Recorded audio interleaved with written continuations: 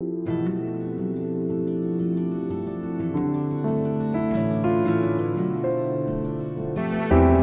बहुत प्रोब्लेम अच्छे ये पेसेंट अच्छा मेडिकल खाली कह आम नीट एंड क्लीन रखुचु गोष्ठी स्वास्थ्य केन्द्र राजामपुर किंतु कौन सुविधा नहीं पानी असुविधा निहाती करी पानी असुविधा घोर अव्यवस्था घेर गोष्ठी स्वास्थ्य केन्द्र सरकारी स्वास्थ्य केन्द्र रे पानी पाई रोगी हेले छटपट।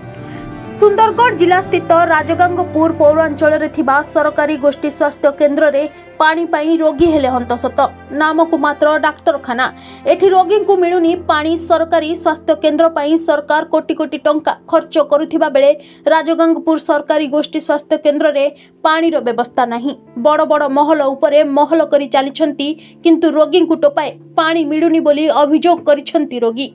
राति सारा पानी नल रे न आसिबारु रोगी छटपट हेबा सह सकाळ पर्यंत अपेक्षा करिथिले मध्य केही सुनिबाकू नथिले पाखरे।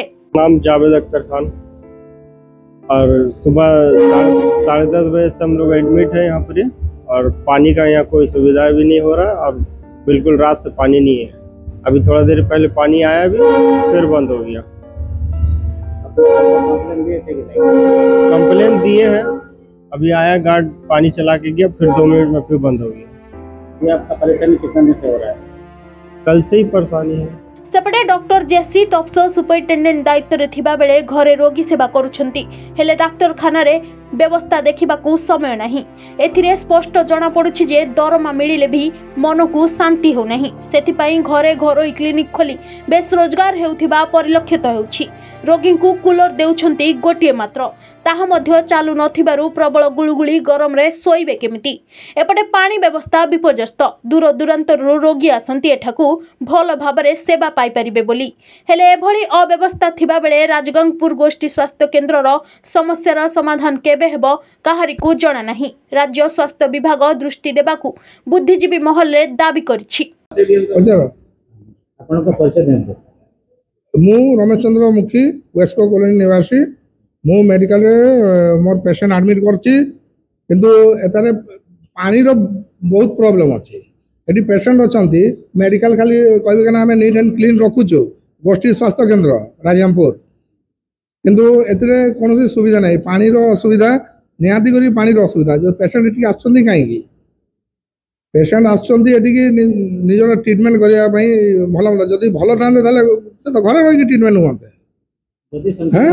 शौचा ये राति मैंने पानी लोड करके रखुना काली से प्रॉब्लम होता आज से प्रॉब्लम आज सकाल कहला पानी आम खोल देचु आप देखो पानी आसो 2 घंटा पर भी पानी एवं पर्यटन माने क्लीयर है 3 दिन हो गला पानी व्यवस्था किसी ना। अच्छा से पेशेंट सकाल तो निहाती दरकार पानी सकाले पेशेंट उठिब माने झाड़ा पैसा तो निहाती दरकार ताकू ना से जदि बाहर की जीव बाहर बाहर देखला पानी नहीं तो ऑटोमेटिकली माने मेडिकल टा ये हम मैला हम ये हम से हम तो झाड़ा पैसा तो निहाती लोक दरकार ना सकाले पेशेंट मात्र के से असुविधा। वरिष्ठ सांबादिक संजीव कुमार पाढ़ी रिपोर्ट ओडिसी खबर।